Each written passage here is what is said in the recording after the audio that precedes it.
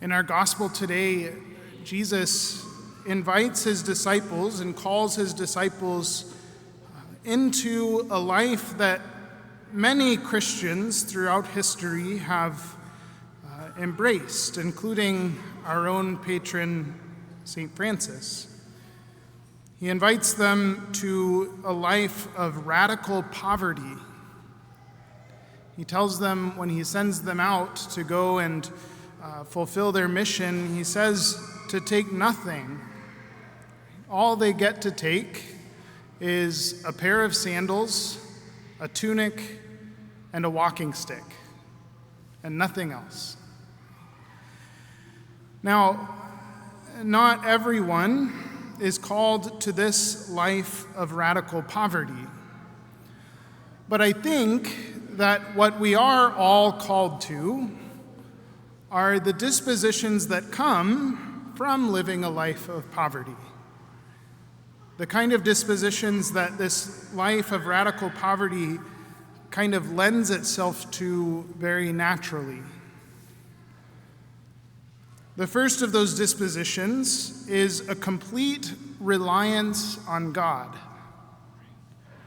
A recognition that we cannot provide any good thing for ourselves, but that all good things must come from the Lord.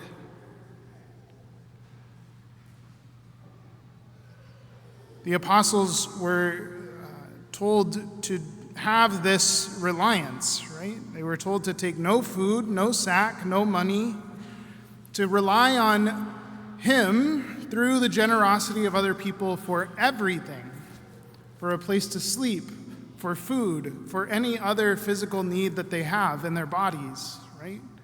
For community. They're told to rely solely on him and not on their own power and their own resources. And I think that the disposition that flows from this total reliance on God is a deep humility, a recognition that we must rely on God because we are incapable of providing for ourselves. The Lord sends out the apostles to do lots of great things.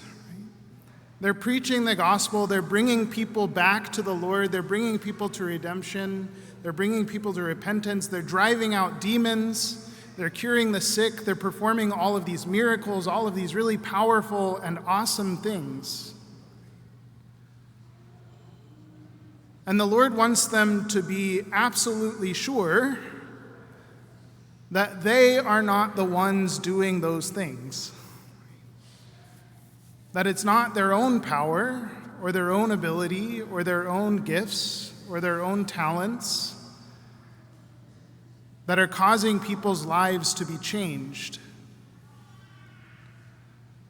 but that it's his power and his authority and his grace and his mercy working through them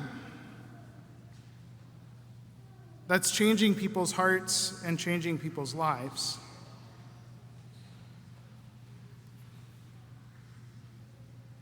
They are instruments in the hand of God, but they are not God himself.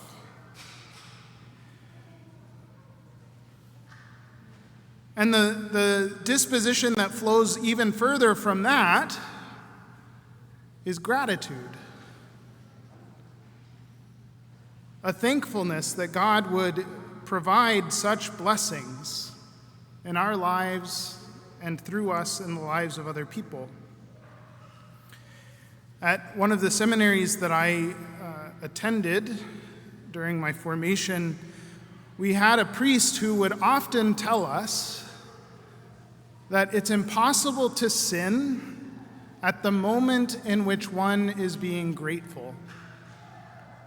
It's impossible to sin at the moment in which one is being grateful. Because in order to be grateful, we have to recognize in ourselves a lack, and in someone else, namely God, someone who's providing for that lack in ourselves. And so it turns us outside of ourselves to focus on someone else and their goodness and their generosity and their helpfulness and their strength.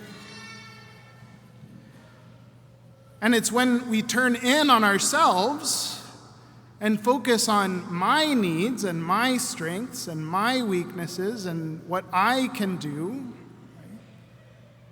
that's called pride, and it's the root of all sin. But if we're able to recognize in ourselves a lack and then turn that around and focus on the Lord and how He provides for that lack, how, as we were reminded last week in the gospel, that His power is made perfect in our weakness. When we can recognize that, then we can look on Him with gratitude. And our hearts are turned outside of ourselves to focus on the Lord. And what better place to enter into that gratitude than right here in the sacrifice of the Mass. Every time we come to celebrate this Eucharistic banquet, that word Eucharist, the Greek word which means thanksgiving, we are offering this sacrifice in praise to God. And in this celebration, in this Mass, the Lord looks on our weakness. He looks on our sin. He looks on our lack of ability to provide for ourselves. And He pours out in generosity His mercy and His love and His salvation and His redemption. And He provides us with the greatest gift He can ever provide. He gives us Himself as our food.